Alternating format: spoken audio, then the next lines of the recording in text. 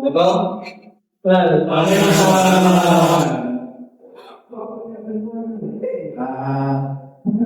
Anak buat A kan?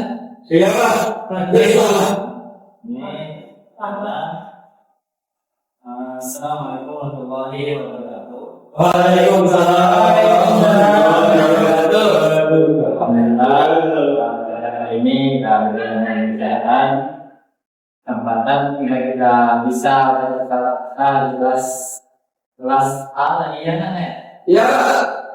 Jadi dulu itu Bapak pertama kali di sini ya, mana ya? Iya Pak. Asik saya. Kalau gitu Bapak perkenalkan dulu ya, perkenalkan nama Bapak ini, nama Bapak Paul Nadim. Bapak ini dapat ini panggilan dari Pak Paul, makanya saya digantikan untuk dosen Bapak dari Pengajar Sunda. Kebetulan karena itu dan ini sebelumnya Bapak ingin tahu dulu ya menurut kalian Bapak akan menentukan satu-satu. Ini Gibran, yang mana Gibran? Hadir Pak, saya Pak. Oke. Gibran dari mana? Asal dari Cina Pak saya. Cina ya. Ya. Oh, kalau Arjuna Sarano dari ini Pak. Ini. Jadi ini lah ya. Ini Pak. Rifki Dari Lampung Pak. oh, dari Lampung ke jauhnya. Iya Pak. Kesini apa mutra? Dari Lampung. Pak? Dari waktu PP. Oh, PP. Oh, PP jadi. Iya Pak. Kalau Izin Pak, iya Pak. bentar ya kita lihat dulu. Kalau akan zaman Bapak Arjo, Bapak Arjo. Oh, masih di kesini lah ya. Oh, kalau gimana sisa? Ada di Bali Pak. Bali, masya Allah. Bali Bapak. Makin panjang ya dari dengannya. Malam-malam Pak. Oh, sebelumnya sudah tahu belum materi yang akan kita pelajari hari ini? Baik, sebelum mulai saya dengan Bapak ini. Boleh? Kenapa? Karena Bapak ini kayaknya belum menikah ya. Bapak tinggal di mana ya Pak? Kalau Bapak tinggal di dekat UIN, Ya. di belakangnya itu, Bapak di sana ada kebetulan ada rumah, alhamdulillah. Karena Bapak tinggal sama ya gitu kan, sama ibu kalian ya. Ya. Ini kan? Nah, bukan ini jam dua lagi ya. Lagi sama lagi ya sama anak. Jauh ini alhamdulillah Bapak ya. Berapa anaknya Pak? Kalau anak Bapak alhamdulillah terus sekarang lagi proses ya anak doakan saja. Apalagi ada lagi yang ingin Bukan itu ini bukan baru berarti ya. alhamdulillah alhamdulillah waktu hari berdua sampai 3 bulan lah ya Pak ya. Itu lagi yang ditanyakan? Menggal tuh makan. Ya. Oh, kalau makan betul ini baru masuk azan zuhur kita pengen dulu azan dulu lalu nanti akan makan ya mana ada yang tanya lagi Bukan di Pulau Jawa itu. tinggal oh yang dua jam kan Bapak artinya orang di Bandung kebetulan nah jadi saya Bapak ya tinggal di Palembang dengan di Palembang kemudian di sini alhamdulillah lagi yang tanya ya kita lanjut ke materi ya. Ya Pak. Ada yang tahu materi yang akan dipelajari hari ini? Belum tahu Pak. Jadi sebelum itu Bapak akan share ya materi kita hari ini di grup Garuda ya. Jadi hari ini kita akan belajar tentang apa tadi? Kenalan? Tahu ya? Jadi kita akan belajar tentang Al-Quran dan Sunnah sebagai pedoman hidup. Nah, jadi di materi tersebut ada ayat Quran surah An-Nisa ayat 56. Sudah juga belum materi yang sudah membahas? Sudah. Karena ada surah An-Nisa ayat 59. Tolong pada anak yang bisa bantu bacakan, dan pada saudara Ahadul Zaman tolong ya nak.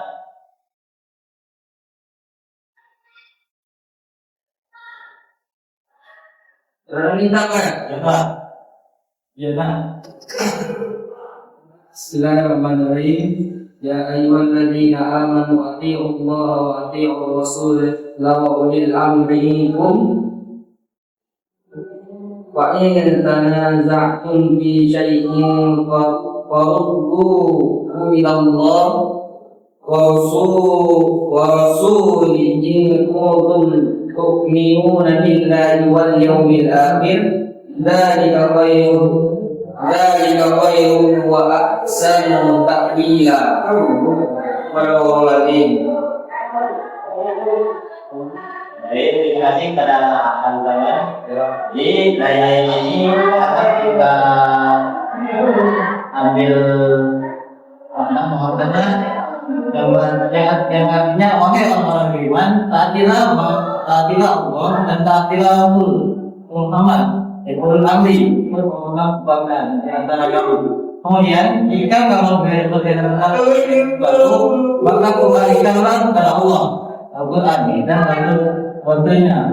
Jika kamu beriman kepada Allah dan yang itu lebih utama dalam lebih baik dan benar.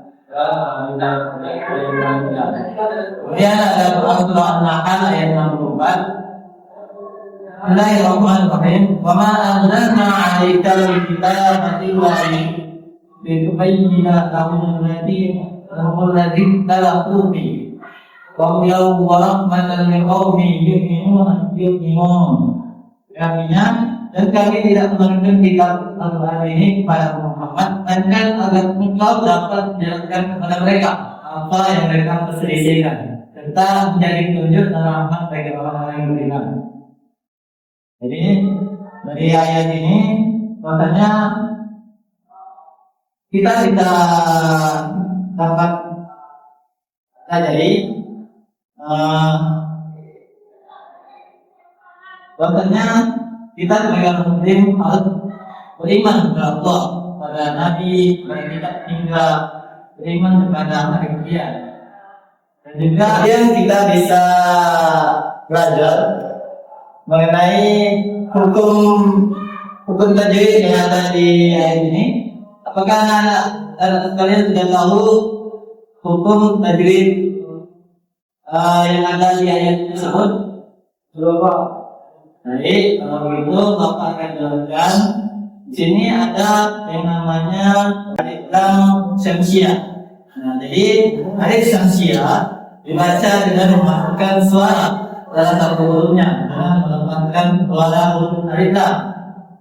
Huruf alif lam terdiri dari 14. Yang pertama itu ta, dal, zal, ro, zai, shin, del, qaf, ta, lam, atau ar-rahmani. Karena tadi kontennya alisan dia itu memasukkan suara tertentu hurufnya. Contohnya yang alif lam itu alif lam bertemu dengan hurufnya tertentu itu ra, maka dibaca ar-rahmanu, bukan al-rahmanu tapi ar-rahmanu. Kemudian ada contoh lagi as-samai, itu kan ada huruf alif lam bertemu dengan huruf sin, maka dimasukkan menjadi as-samau dan as-samau. Ya, kemudian pelakon bacaan dalam syamsiah disebut juga idgham syamsiah. Nah ini karena suara alif lam dimasukkan ke dalam salah satu huruf dia yang ada di hadapannya. Suara hitam menjadi lebur karena dimasukkan dengan huruf sansia tersebut. Untuk mengetahui alif lam tanziyah dalam ayat Al-Quran terdapat cirinya, di antaranya ialah setelah alif lam terdapat huruf yang bertahdid. Kemudian ada alif lam qamariyah. Alif lam qamariyah merupakan alif lam yang berhadapan dengan salah satu huruf alif lam qamariyah. Berbeda dengan alif lam tanziyah. Alif lam ini dibaca jelas atau izhar, jelas, tidak melebur pada huruf yang dihadapinya. Huruf alif lam qamariyah itu sama seperti alif lam tanziyah, ada 14, yaitu alif lam Rin, A, Jim, Kaf, Waw, Qaf, Fa, Ain, Qaf, Ya, Mim, Ha. Nah, jadi dapat kita ambil contoh seperti kata Alhamdulillah. Sana kan ada huruf alif lam bertemu dengan huruf yang pernah tadi, yaitu salah satunya huruf A, maka dibaca jelas. Beda seperti dalam huruf tadi. Dengan dalam umumnya jelas Alhamdulillah. Nah, kemudian kita lanjutkan lagi ghairil maghdubi alaihim, ghairil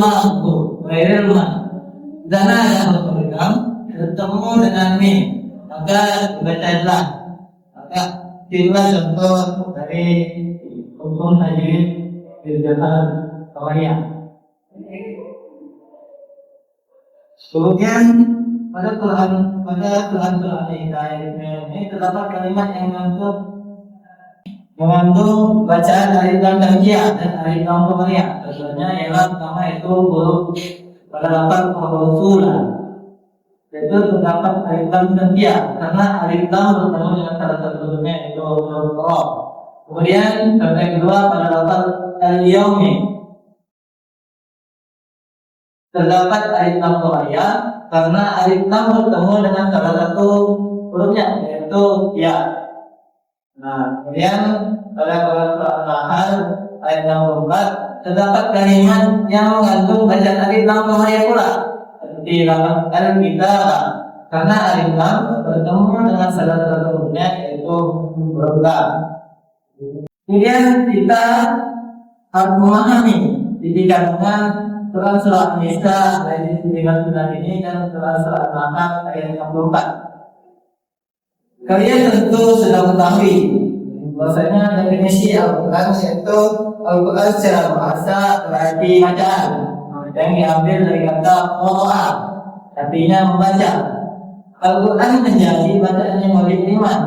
Al-Quran hendaknya dibaca, dipahami dan diamalkan karena ia merupakan wahyu dari Allah Subhanahu wa taala kepada Rasulullah sallallahu alaihi wasallam. Kemudian Al-Quran juga didefinisikan sebagai wahyu Allah Subhanahu wa taala yang menjadi mukjizat dan diturunkan kepada Nabi Muhammad sallallahu alaihi wasallam.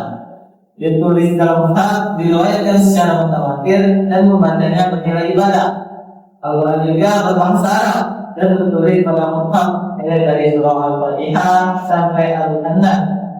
Selain itu juga selain dari ini, kalian dapat mencari informasi mengenai definisi Al-Quran menurut para ulama. Kemudian kita akan memahami tentang posisi hadis terhadap Al-Quran. Yang pertama itu kita harus mengetahui dulu tentang pengertian hadis. Ada yang tahu apa itu hadis?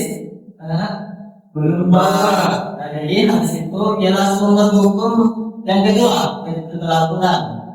Orang yang beriman kepada Al-Quran sebagai sumber hukum Islam juga percaya pada hadis sebagai sumber hukum Islam. Terdapat kata yang terkesan dengan hadis. Kata tersebut ialah sunnah, khabar, dan athar. Ada yang tahu itu apa khabar? Belum pernah. Jadi khabar itu sama seperti sunnah, yaitu disandarkan kepada Nabi kepada Nabi. Namun perbedaan ada perbedaan dasar dari kata tersebut. Kemudian fungsi hadis. Ada yang tahu fungsi hadis?